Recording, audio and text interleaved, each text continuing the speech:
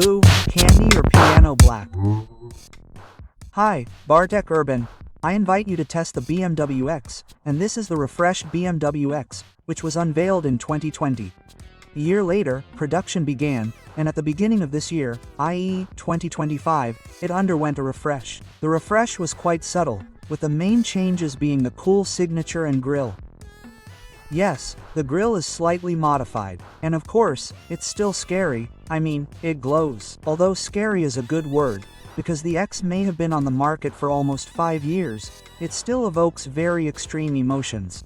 Me too, and it's completely not my style or taste. Well, I don't like that front end. You can turn off that grille glow anyway. Okay, but everyone has already talked about the appearance of this car, and everyone can see what it looks like. Cool matte black, huge 22-inch wheels, and the controversial front end. Since this is a Halloween episode, it's time to show something truly scary.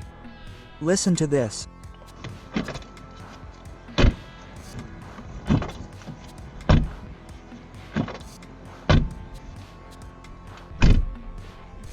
That's right, the doors in a car costing over 650,000 Polish zlotys slam shut like a Polonez or something.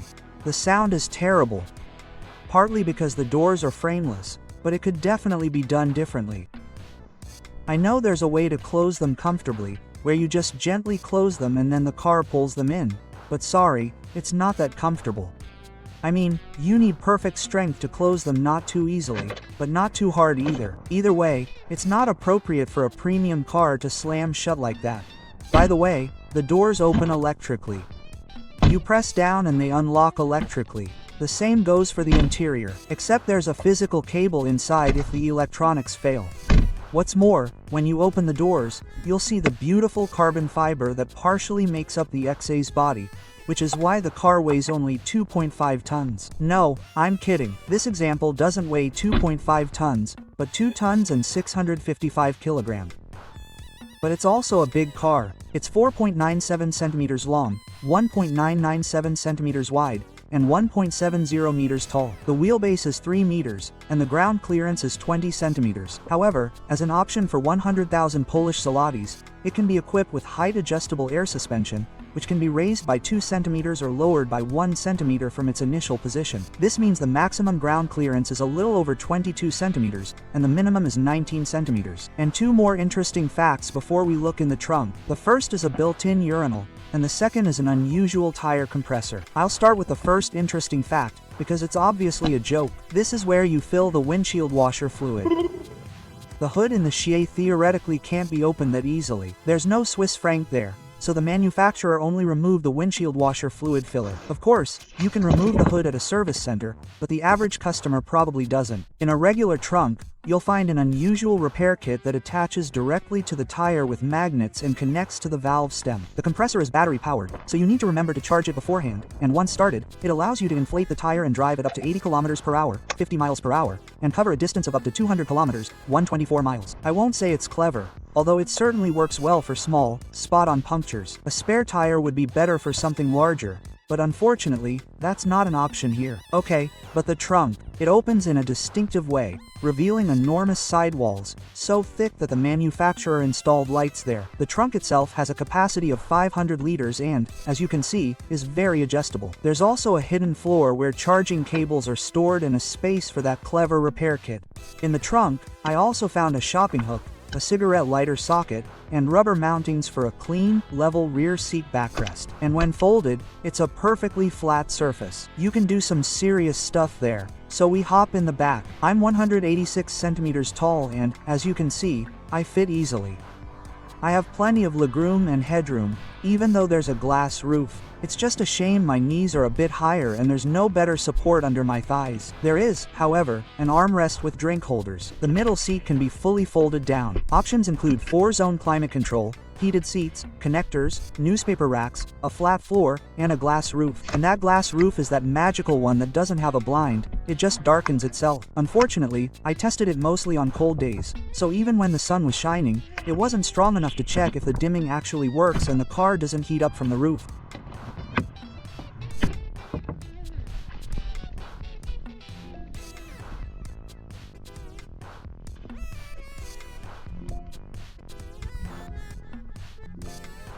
So, time for the front. Here, we're greeted by cavernous seats that are super comfortable and even have decent lateral support. The seat controls are on the doors, and the seats are heated and ventilated, and you can even get massage as an option. You feel like you're sitting in a large car here, as you sit higher and have a good view. And from the inside, you can't see the grille. And the armrests are heated, both in the center and on the doors. Not bad.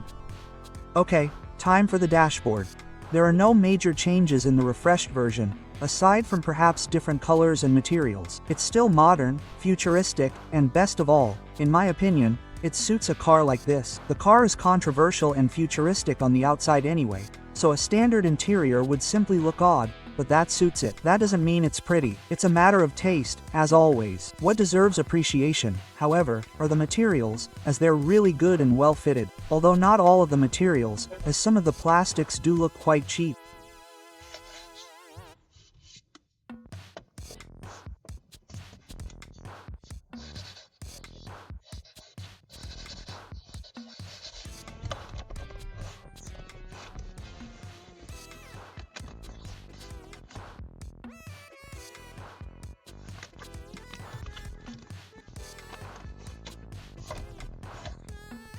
I also appreciate the suede in front of us and the crystal multimedia knob. The former is probably difficult to clean when dirty, and the latter can be a bit irritating in the sun because it makes rabbits, meaning it blinds us.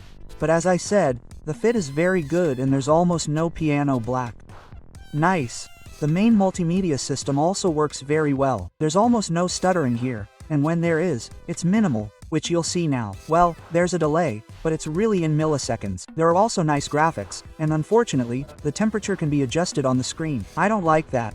It should be on physical buttons. I have to praise the reversing camera for that, as it has excellent quality and audio. I had the optional Bowers-Wilton audio system for 23,000 Polish zlotys, and it sounds really good.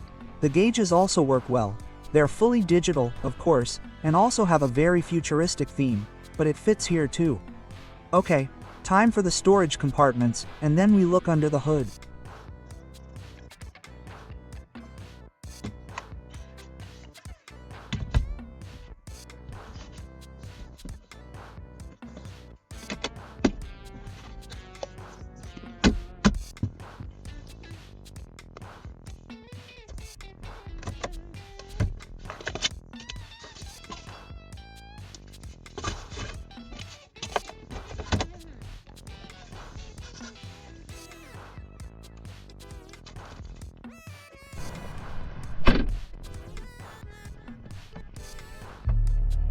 Yes, as I said, you don't look under the hood, so it's time to get straight to driving. After its refresh, the BMW X has received a new engine version, the M70. This is the most powerful variant, now boasting 659 horsepower. Yes, 659. In addition to the M70, there are also versions 60 and 45, with 544 and 408 horsepower, respectively. As you can see, there are no weak versions here, and the slowest X, the 45, reaches 100 km per hour in 5.1 seconds, the next one in 4.6, and the one tested in 3.8 seconds, with each version achieving 4 out of 4. Time to check the 0 to 60 km per hour time in the tested car.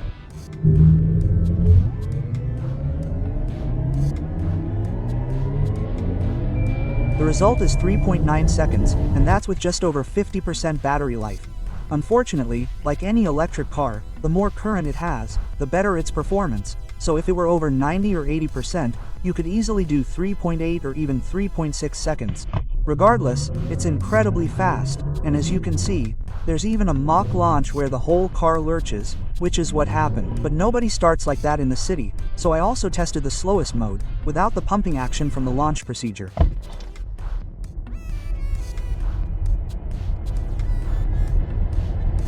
The result was 4.4 seconds, still very fast, and let me remind you that the car weighs over 2.6 tons. The throttle response, as is typical for an electric car, is lightning fast, and the 0 to 1,200 km per hour time is under 9 seconds, so still good. The car is generally limited to 250 km per hour. Not bad.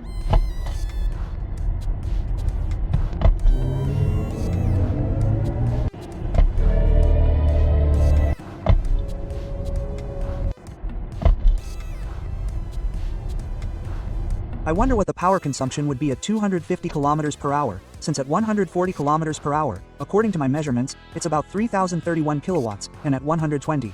And these are measurements with 4 people on board. I did the trip from Warsaw to Bydgoszcz and back, driving according to regulations, and my consumption over the 600 kilometers distance was 31 kilowatt hours. Quite a lot, but the car is also large and weighs a lot. The battery is also incredibly large, at 108 kilowatt hours. It's one of the largest batteries on the market. That means we'll cover just over 300 kilometers on the highway at 140 kilometers per hour. In the city, it's a bit better, and you can cover over 400, maybe even 500 kilometers if you're feeling a bit better, because I was doing between 20 and 28 kilowatts in the city. Oh, and it was also cooler, usually below 10 degrees Celsius, or even close to freezing. The maximum charger power is 195 kilowatts. This has also been increased in the O-Lift, but it's still a shame the X doesn't have 800 volts architecture. Then it would be much faster. In my opinion, an 800 volt system is now mandatory in a premium car.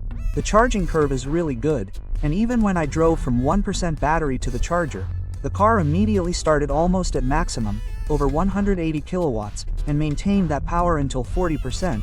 But even that takes 15 minutes. Charging from 10% to 80% takes about 35 minutes, and from 0 to 100% takes over an hour. Long, but that's the problem with electric cars. So what if it has a large battery? It weighs a lot, and therefore has a shorter range? A small electric car has a smaller battery, but it also weighs less, and the ranges are similar. The XM's ride itself is really good. The car has air suspension as an option, and I had it too, and it felt heavy, but at least it wasn't super hard. Although it's still not on the level of a BMW X5 with air suspension, it's still one of the most comfortable suspensions in an electric car I've ever driven. I also had 2 nice extras, an acoustic windshield and rear axle steering.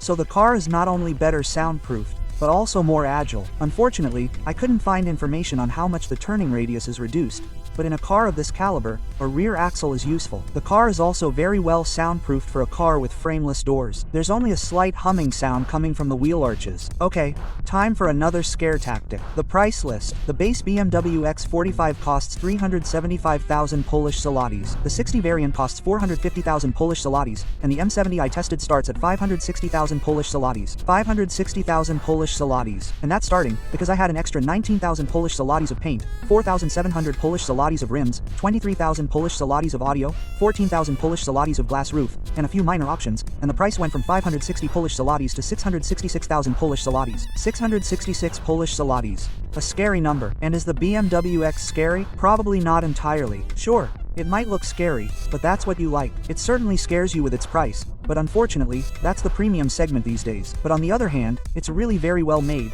handles beautifully, has excellent performance, and has excellent audio and multimedia. And all of this works just as we'd expect from a premium segment. Well, maybe except for the sound of the doors closing, because that's truly awful. But you can feel the luxury and money here. Although I still think an electric SUV is stupid. A small electric is better for the city. But this isn't a car for the average family. This is a big, controversial premium electric car for the wealthiest. Bye. Be you.